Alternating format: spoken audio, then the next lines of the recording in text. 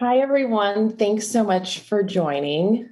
My name is Masha. I've been working at Slack for 7 months now. And what that means is that I've actually never met any of my coworkers physically. I've never stepped through a Slack door. These are actually my Slack offices. And before Slack, I worked at Microsoft. And I like to say that I was born and bred in Office 365. So I really understand what it means to use Office 365. And now at Slack, I'm kind of like the local anthropologist, and I spend my time talking to customers like you and learning what's working, what's not working, and listening to the collaboration strategies that you've created over the past year during the pandemic. And so today we're going to talk about the hybrid workplace, this new normal, the middle ground between working in your office with peers and also working remotely with folks, and getting the flexibility to do that for yourself, but also being inclusive to folks who may want to choose a remote lifestyle. And I want to quickly introduce you to Russell Warman. He is the head of infrastructure at Autotrader UK. Hey, Russell, how are you? I see that you're already in the office. Hi, Masha. Yeah, I am today. Awesome. So we will talk to you shortly. But before that, we are going to do three things. I am going to give you the secret sauce of running your hybrid workplace. And spoiler alert, that is a combination of asynchronous and synchronous work. And then I'm going to take you into the product. I'm going to take you into Slack and actually show you what that looks like. And then Russell is going to tell us about his experience, tell us about Autotrader UK's experience of how they've been thinking about going back to a hybrid workplace and using Slack and Office 365. So here's the big elephant in the room. Flexible work is here to stay, and we have all different feelings about it, right? But the big thing is that 83% of us, we do not want to go back to the old way. Most of us want flexibility, and I'm down here. I want 63% flexibility. So even though I haven't met any of my coworkers, I really hate commuting. And so I'm kind of glad that I haven't had to figure out where the Slack offices are. And during the pandemic, I actually bought a boat. That was my big pandemic purchase. I didn't get a dog, I got a boat. And so I'm hoping that the Slack offices are by the water. And I have this secret genius plan of I could take my boat to work and just commute on it. And, it all works together for me. But before my boat and before the pandemic, and when I was sitting in traffic, we really only had three ways of collaborating, of really communicating. We had email, we had phone calls, and we had in person. And, even though we make fun of email and it's this legacy 50-year-old tool, sometimes when I hear that word 50 years, I just am like, how do I wrap my head around the fact that I'm using a tool that's 50 years old? But the thing is that it's actually asynchronous work, and that's why people have really gravitated towards it, because it's the one thing you feel you can really control. And then we also had in person, we went on happy hours, if you remember those things. And you also had, meetings with your customers, and they were probably way more close and intimate and friendly than on a Zoom call.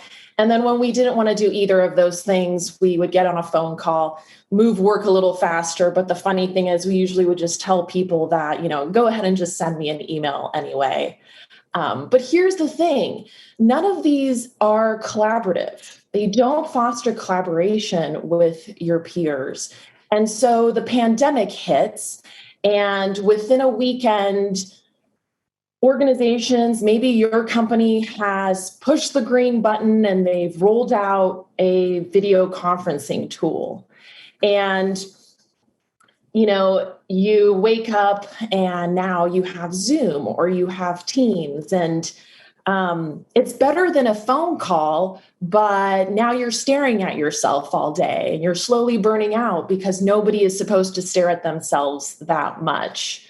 right? So, I mean, I'm sure you've heard people talk about Zoom fatigue, and the reason that we're getting so tired is because we are over-rotated on synchronous work, unless you're in Slack. But here's the secret. It's about letting people work when they want to work and how they want to work. This is the secret to running your hybrid workplace. And the way you have to do that is you have to give them the whole collaboration spectrum.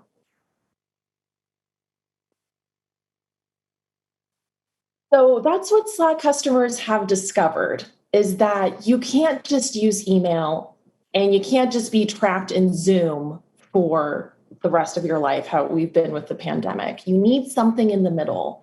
And that is what Slack does. It bridges the synchronous pieces with the asynchronous. And I want to tell you about the asynchronous features that Slack customers have been using.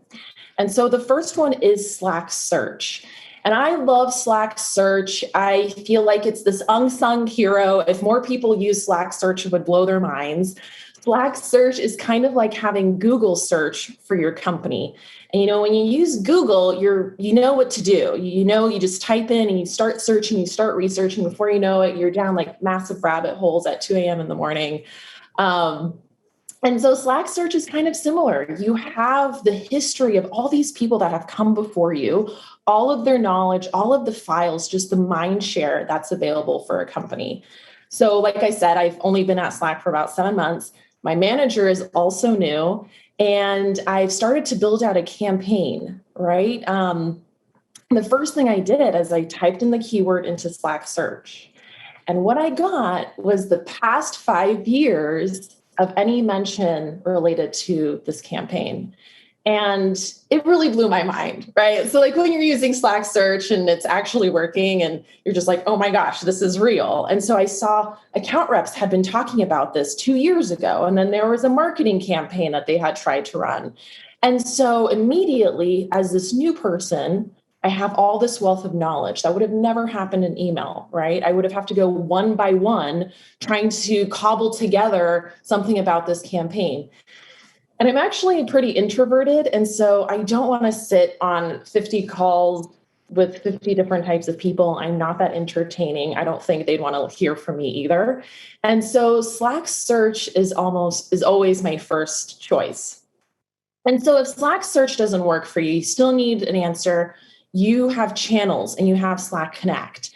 And Channels is taking those 50 people and asking them that one question immediately. You're cutting through the whole organization. And the reason why we do this in Channels and not in email is because we want everyone to learn together. We don't want to keep this mind share limited to somebody in their inbox.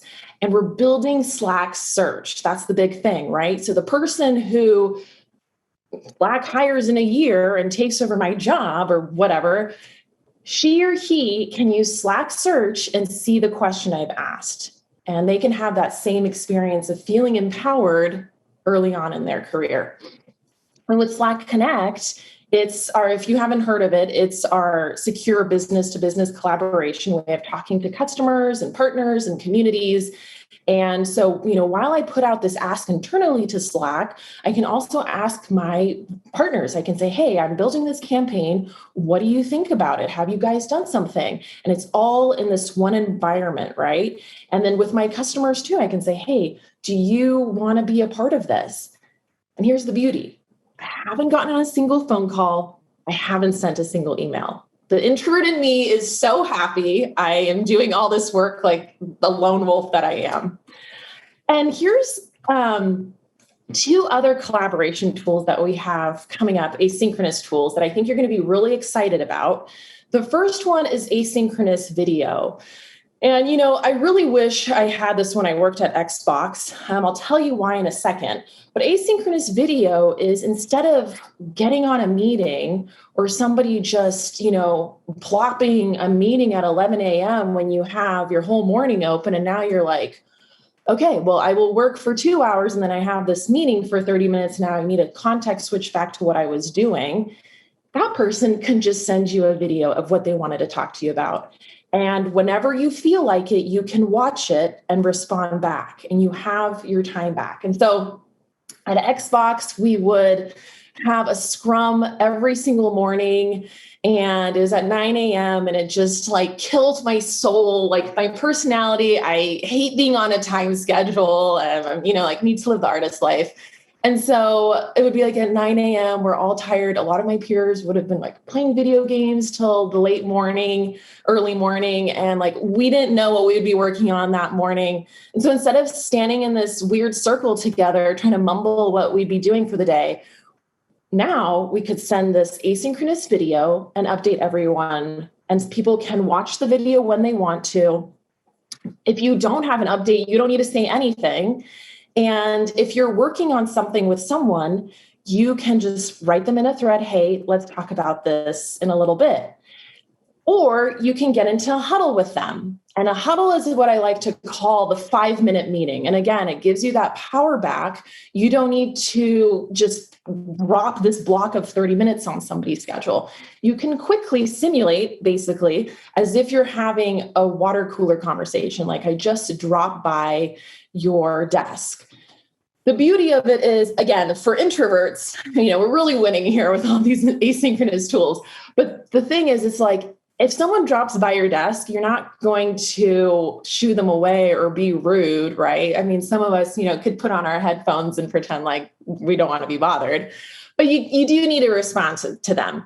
The huddle, again, you have the option, like maybe you don't want to talk to them right then. Maybe you are actually doing some deep work, and so you just decline it. But most of us don't decline, working collaboratively with our coworkers, and you can just talk about something for 2 minutes. You don't need to do it for 30 minutes. The other really powerful thing is that your manager can say, hey, I'm going to be in a huddle for the next hour. Jump in and jump out if you want to talk to me about something. This is super powerful for large organizations where you might not get a lot of face time with your manager. And so it's this mechanism of being able to deliver information and receive information, and then you're on your way, right? So this is how Slack is bridging synchronous and asynchronous work. And we're making it easy to bring it all together, because we can't just be trapped in email and we can't just do Zoom calls. We need something in the middle. And so for a lot of you, you use Office 365 and you use Teams, and that's been kind of your synchronous world.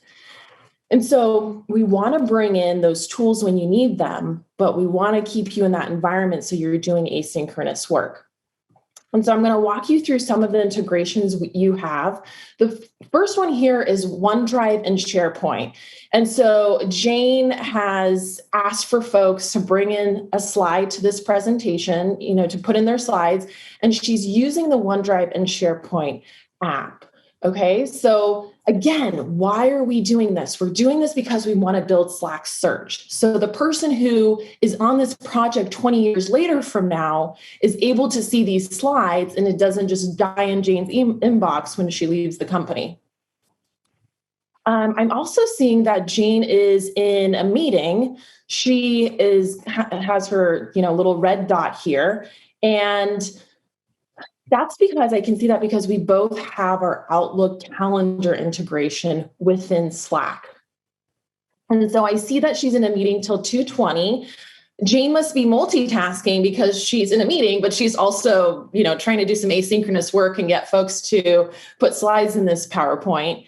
I have a question for her. So I'm going to go ahead and use my Outlook calendar app. And I'm going to talk a little bit more about this in a little bit. But I'm going to schedule a call right from this app. I don't want to do it for today because I'm kind of tired and I usually don't take meetings in the afternoon. So we'll schedule it for tomorrow. And the great thing about the Outlook calendar app is you can set a reminder. It's going to remind me, I probably say 5 minutes or 1 minute beforehand.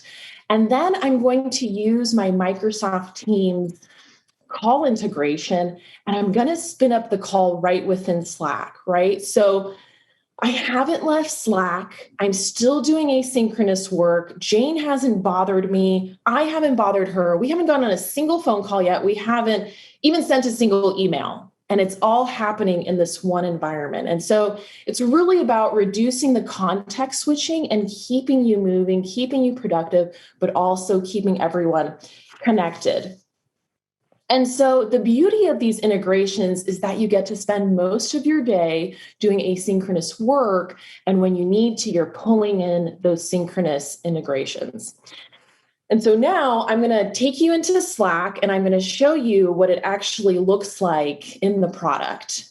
I'm going to do that through asynchronous selling.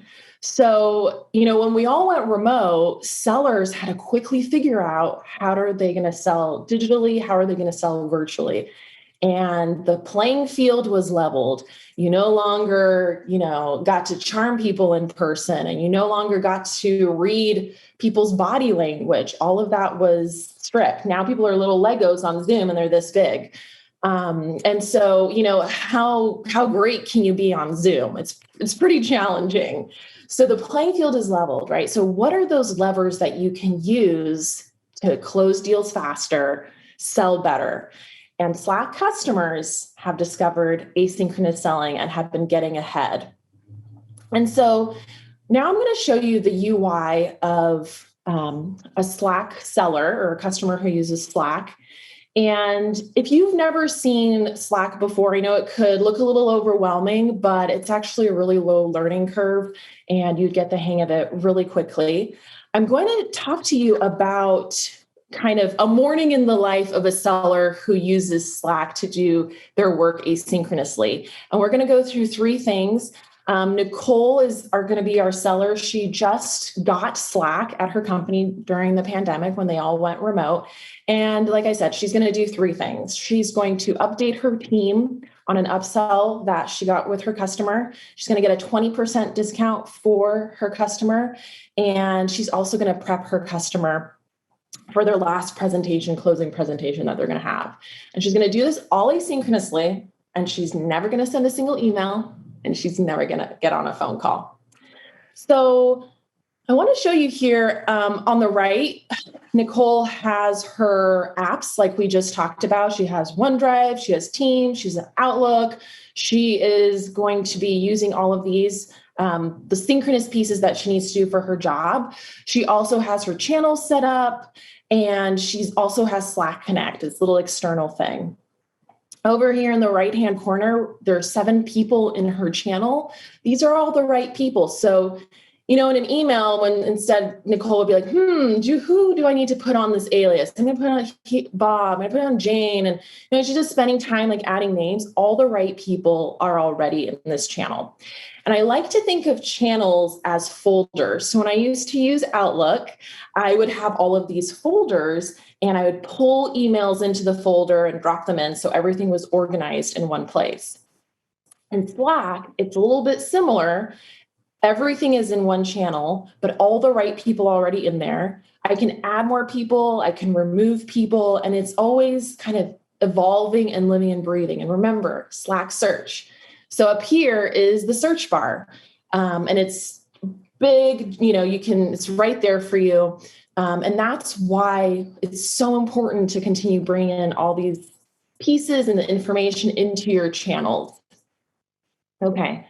So Nicole has brought in an email from her CIO, and the CIO has said, hey, we really like what you're selling, and we want to white label the solution for our own, customers, and we'll double the user count if possible, if we can white label the solution. And again, usually this email, this, little gold nugget of an email that a seller gets would just die in their inbox. Like when Nicole would leave the company, we would never know about this email. And so she's brought it in. And like I keep saying, it's so important because when she gets off of this account or 10 years from now, they're still working with this customer, we can look and see this email. But even for today, me, a product marketer, can read this email and be like, whoa, okay, this is how a CIO talks. This is their persona. And I can learn so much just from Nicole sharing this and being transparent. And so I want to draw your attention now that a conversation has started. So Nicole has actually kicked off the conversation. And instead of coming back from lunch and having this nightmare of an email thread where I don't even know where to start, I'm just like kind of annoyed that all these emails came in while I was eating lunch. It's neatly tucked in right here. And you just kind of click on the replies and it opens like an accordion. And so Nicole's like, whoa, this is a huge ask, white labeling a solution where, wow, like where do I even wrap my head around that and how do I even get started? And so like we talked about in channels, she's not going to sit in meetings. She's going to cut through the organization and she's going to get the right people helping her immediately. So she brings in the product team and Vincent is the first person to respond. And Vincent says like, yeah, you can totally do this. We've actually already done this for another customer. So here's the thing. In the future, hopefully Nicole uses Slack search because she could have typed in, white label, and hopefully seen Vincent's whole talk about white labeling with a different customer. But that's okay. Vincent's going to help her out and he files a Jira ticket. So remember, like we're all still in Slack search. We're not like getting out into Jira and Vincent disappears and we don't know when anything happened. We don't know like where this Jira ticket went. It's all visible and we have this record label. And Nicole doesn't have to kind of like muddle around with the Jira. That's not even her domain. Nicole also lets her manager know, hey, we're on a roll. We're getting this solution white labeled. And this is the first moment where we see her manager says, hey, let's do something synchronous. Okay. So this is what I was mentioning, that Outlook calendar. And what I love about it is that Nicole jumps to it. She's like, okay, I'm already here. I'm going to just spin up a meeting really quick. What I love about it is that Slack really acts like your digital assistant. So instead of having to pull in one person at a time, it pulls all of the folks in. Nicole can decide who needs to be on this call, who doesn't. And here's the real beauty. Nicole does not need to play meeting Tetris by staring at 6 calendars. Slack is going to find the best time available for everyone and choose that and offer that to her. Like that alone, not having to look at 6 calendars and then, be like, wow, okay, the next available time for all 6 of us is 2 weeks from now, right? So Slack has already found that time for her. And then she's using her Microsoft Teams call integration because that's their preferred choice. And she's already got all that set up. So already in the morning, she's moved that whole workload forward. She hasn't bothered anybody. The right people have stepped in. It's already on a roll. Now she's going to move over and get that 20% discount for her customer. And so she goes into the approvals channel. And usually when you're kind of talking to a business desk, you email them and then you get this automated response back. And, then it's just this unnecessary email that you'll probably never read. But up here, you can see that that has already been communicated to Nicole. She already knows that if she needs something urgently, which she does because she's having her presentation later that afternoon, she can figure out how to kind of do that call out for the guidance that she needs. Here's the other thing. I keep talking about Slack search. I'm just like harping on it. She goes in here and she is able to see, even in the channel, what her peers are doing, right? So she wanted to give a 20% discount, but David is giving a 15% discount and someone else is giving a 25% discount. So she's, kind of in the middle there, but you can really learn off of your peers just by reading about the channel. And then Lily's talking about a discount matrix. Nicole may have not even known that there's a discount matrix. And so she is learning just by the exposure of folks being public and sharing what they need. And so she is going to put in her ask, and she's using OneDrive.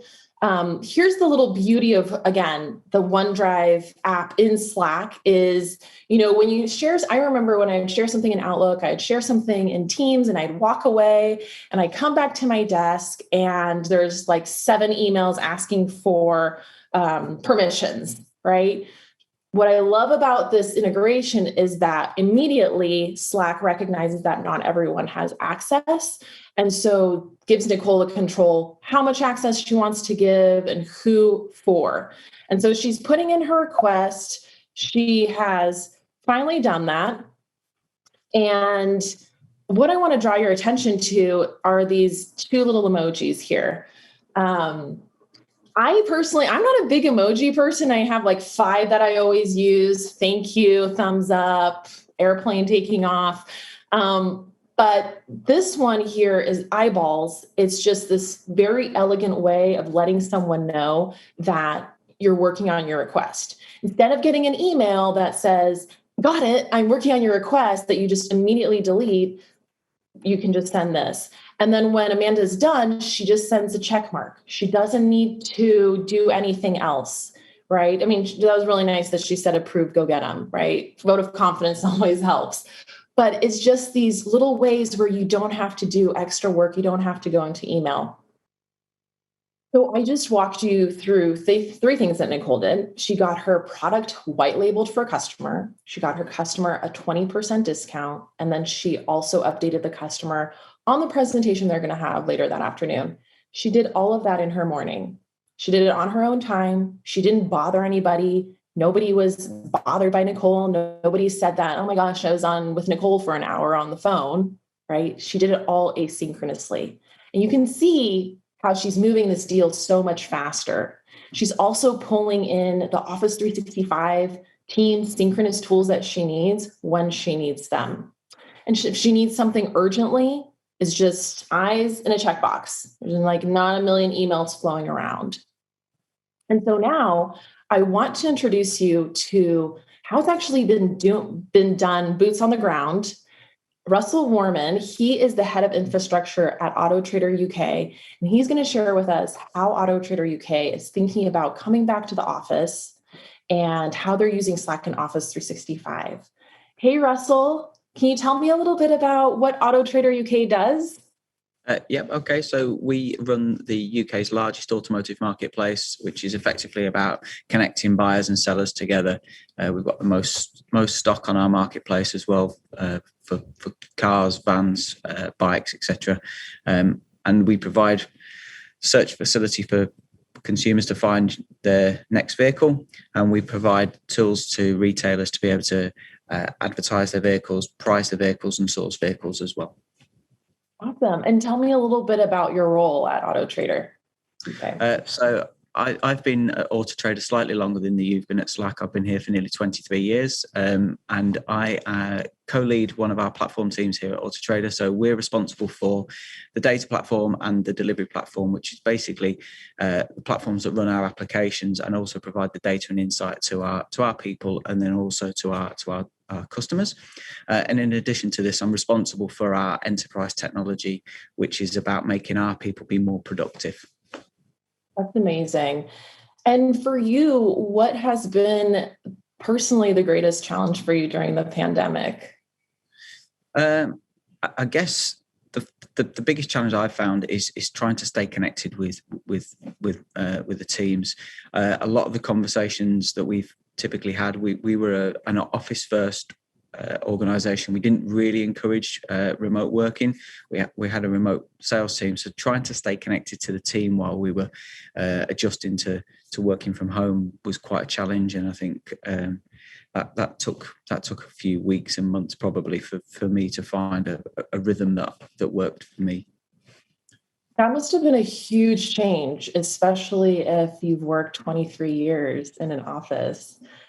Did you end up enjoying remote work? What were some of the challenges that you kind of encountered?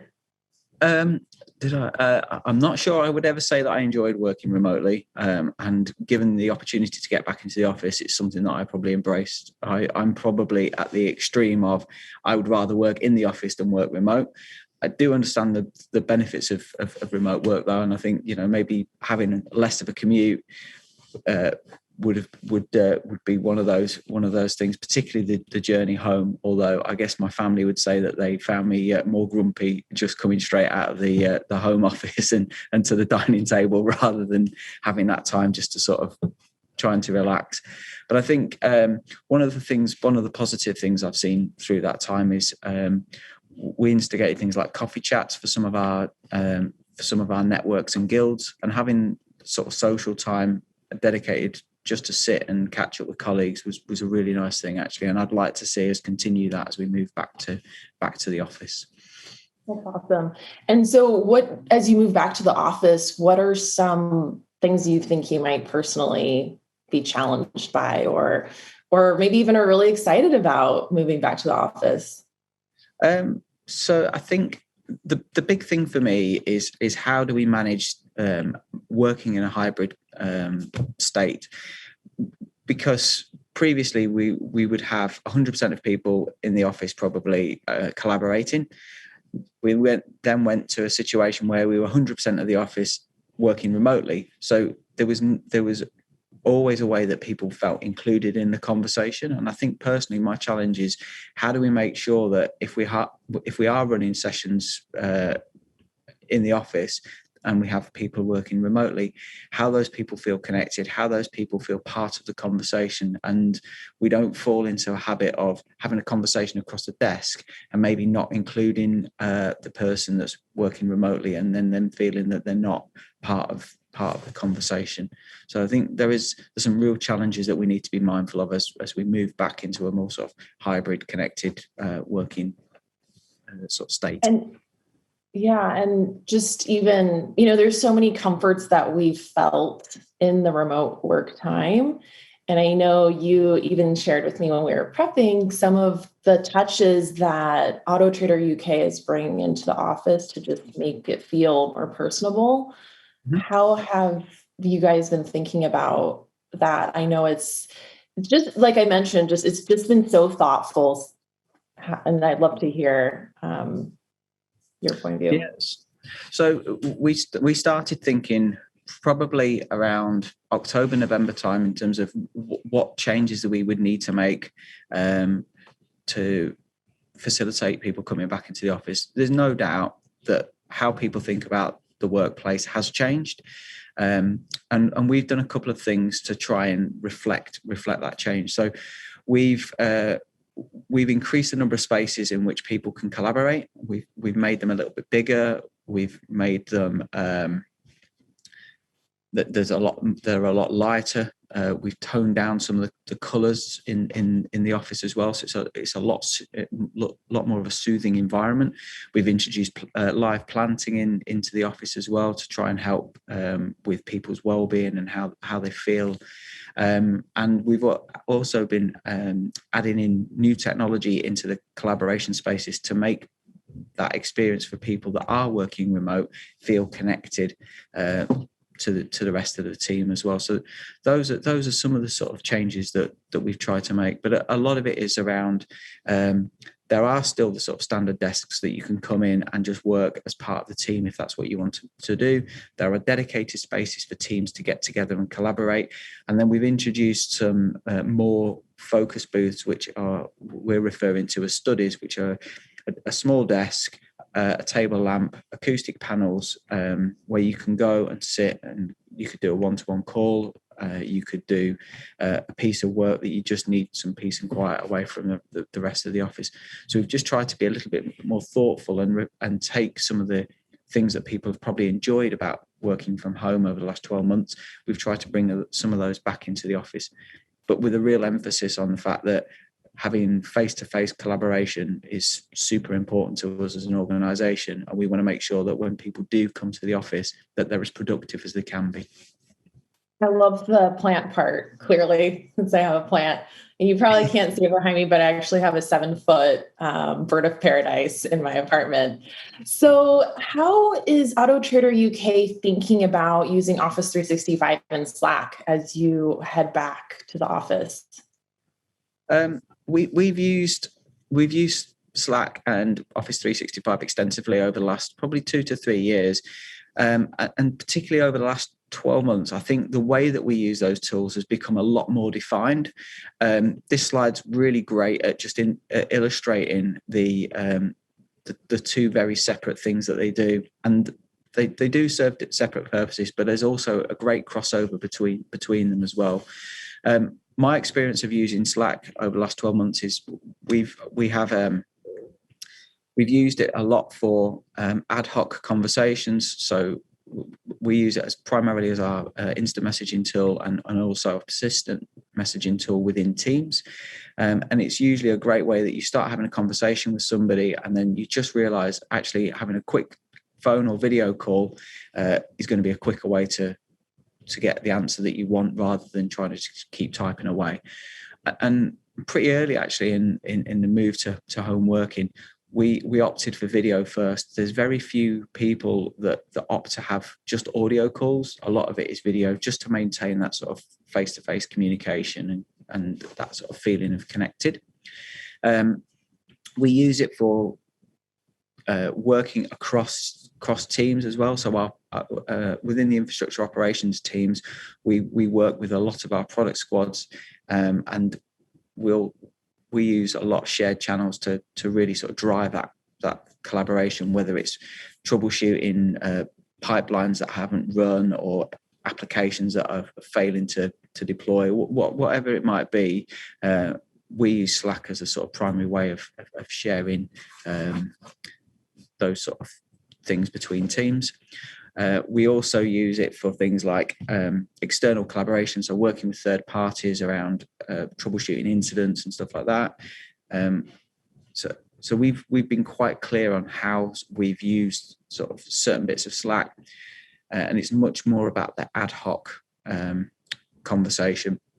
Whereas Teams and Office 365 is a lot more around structured set collaboration tasks. So there's probably a calendar invite that's gone out with a Teams meeting link in it. Somebody's probably created a Teams site behind it where they will put all the documents that are related to the conversation. So for instance, if there's a working party looking at, I don't know, something like GDPR, for instance, there'll be a spreadsheet of everybody's actions in there. There'll be maybe a set of slides with the agenda and on what things people are presenting. So if there's any sort of pre-read content, that will all be in the Teams site. And the expectation is that people go and look at that beforehand. And then there's probably a Slack channel that supports the Teams site for the more sort of offline conversation, but there's just the sort of whole history of it there. So we've used it quite a lot, and hopefully that's given you a flavour of some of the things that we have used it for, and we'll continue to use it for as we move back into the office and that sort of hybrid workplace. I love that. And I know when we were earlier just brainstorming and talking through this, you shared with me an actual use case specifically around diversity and inclusion. And I love that because that is so important as we come back to these hybrid workplaces, especially with folks who have, disabilities, but a lot of people have invisible disabilities as well. And I'd love it if you could walk us through maybe a day in the life or just a morning of, planning one of your diversity and inclusion events. And how do you actually navigate between the two tools? And I remember when you were telling me about this, I was just blown away. And I thought, wow, this is one of the most elegant ways that I've seen our customers using both Slack and Office 365. Yep, sure. Okay. So as an organization, we run a workshop called One Autotrader, which is an opportunity for new colleagues to get together and talk about diversity and inclusion, what it means to us at Autotrader, why it's important. And I'm one of the network leads for our Disability and Neurodiversity Network. We've got a number of what we would class as working group or guilds. So covering BAME, LGBT+, Women's Network, and the Disability and Neurodiversity.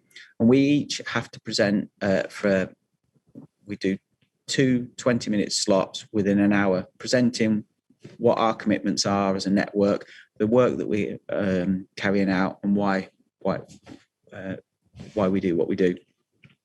And the way that we run those is that the people that run the One Autotrader session will send out a calendar invite to the network leads, so myself and my 2 colleagues, and then it'll be for a date in the future, and we'll need to work out who's presenting at that. So we'll get that invite into our diaries, and then in the Slack channel for the network, we'll post a request just saying, we've got this session running on this date. Who would like to help facilitate it with us? And then those that are interested will respond. And then we've got a set of slides that will talk through that, talk through our journey. There's a bit of a quiz in there and things like that. So if I was the network facilitator that was running that session and somebody had responded to me, I would then go into Outlook, find a slot in that person's diary to run through the slides.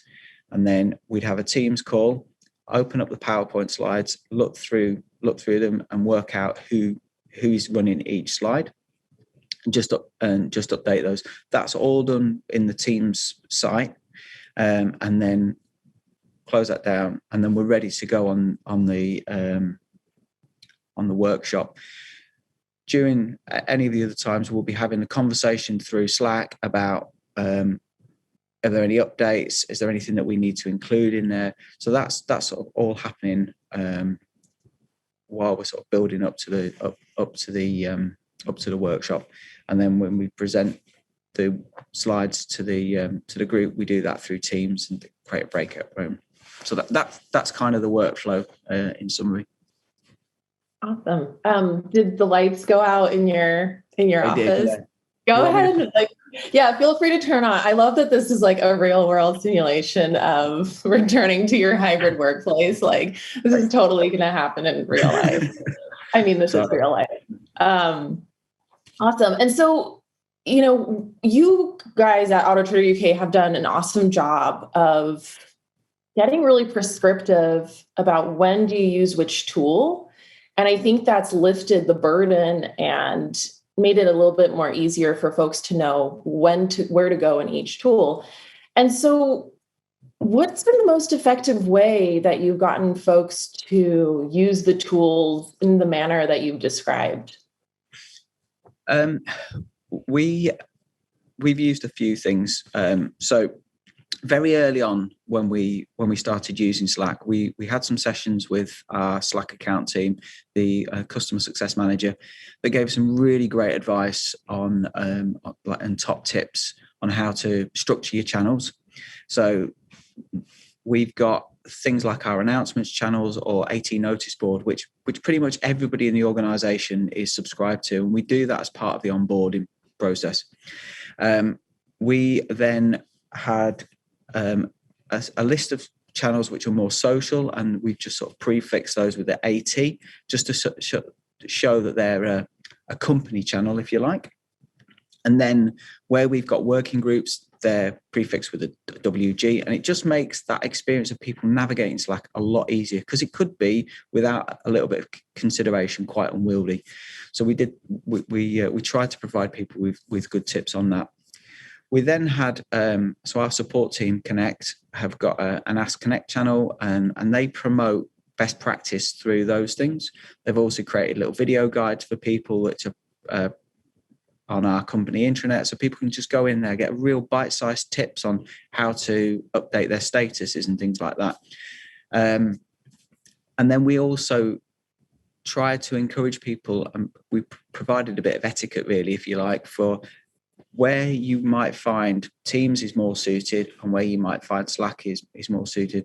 And hopefully people have been able to understand through the examples that we've shared in our conversation that there's an awful lot of crossover between the two. But just providing people with a little bit of clarity has really helped doing that. And so we've set that out to people as well. We've also then run very targeted training sessions for people to show how they can adapt their processes and workflows into things like Slack. And we've also got some really, really creative people that have enhanced what Slack provides in terms of automation through the bots, and create some pretty intelligent workflows which we use for things like incident management and so on. So we've done a lot of that sort of education, if you like.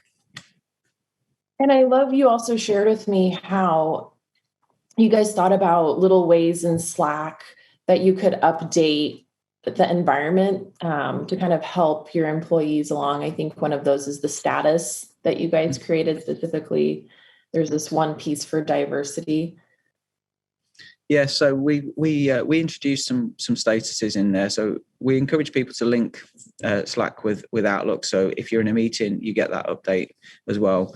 But when people were working in a sort of hybrid or disrupted, we set a status for just saying people were working disrupted hours. So if you logged on at say 10 o'clock and somebody wasn't showing online, but their status was set as working disrupted hours, you kind of knew that maybe they were dealing with some personal stuff that they'd get back to you.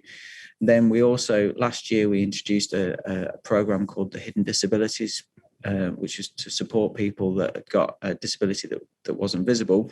So we introduced a sunflower scheme in Slack, so people are able to just add that as a status, just to show that when colleagues are communicating, maybe there's something that they may have a hearing impairment or a visual impairment or something, just to try and think about the communication that they're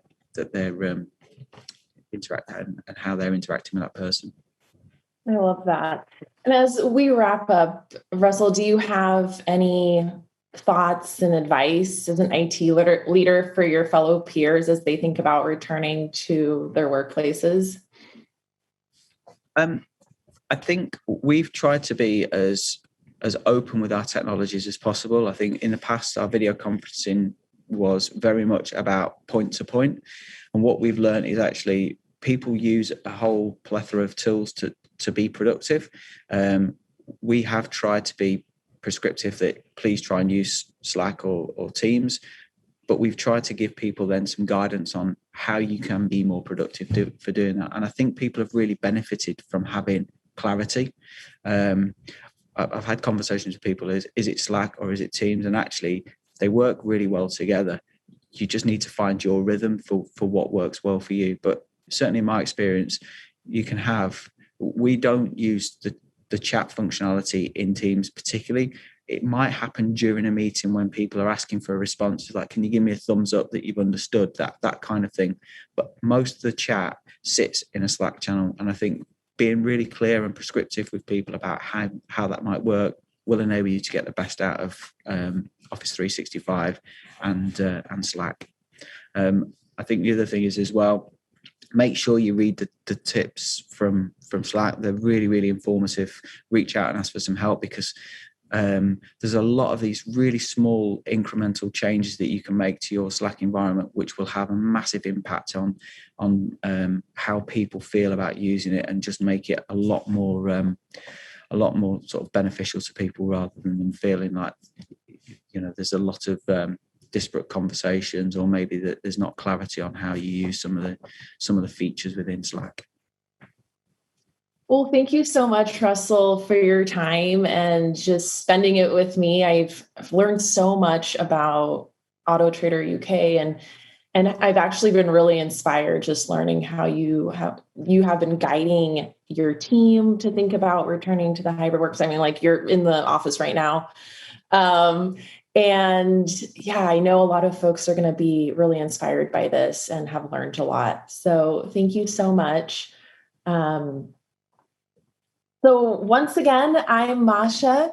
Thank you for spending this hour with us. I hope you learned some tools and tips about asynchronous work that you can take back. And I hope you have a great day.